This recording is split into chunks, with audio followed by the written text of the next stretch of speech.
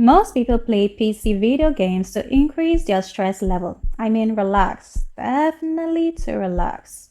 But do you know what can be stressful? Downloading a game that is in fact a malware. This game is called Piratefy.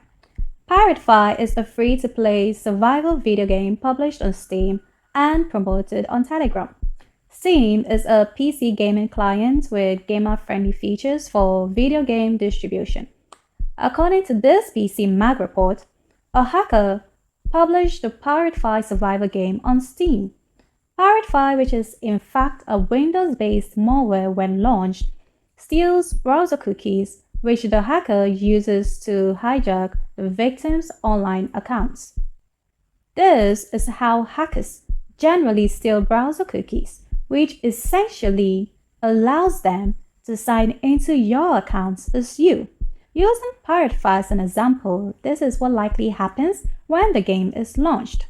First, the game resource is loaded into memory, having malware embedded code disguised as part of the actual gameplay experience.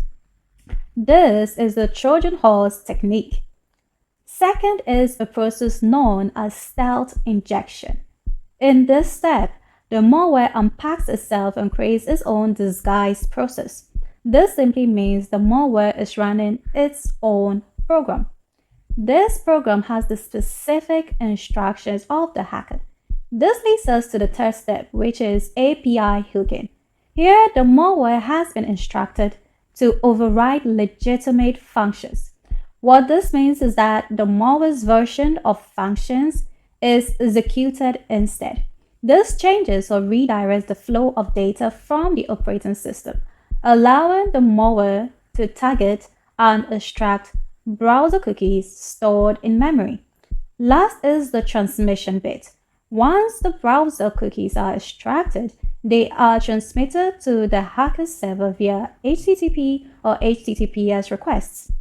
There are various ways to mitigate this attack.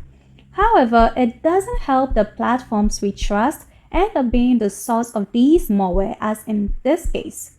Steam did notify users who had launched the app with this exposed, but the question is, why was it easy for the hacker to get past their platform security screening? The number one security measure in this case will be not downloading or playing games from untrusted sources. But Steam is a trusted source with a PC Mag Editor's Choice Award.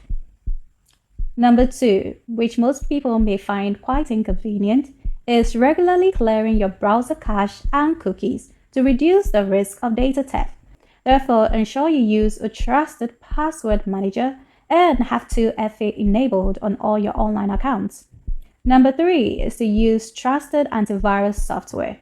I suppose online platforms and software products are trusted until proven untrustworthy. Stay safe. Thank you for listening. Subscribe and like this video for more cybersecurity information and news.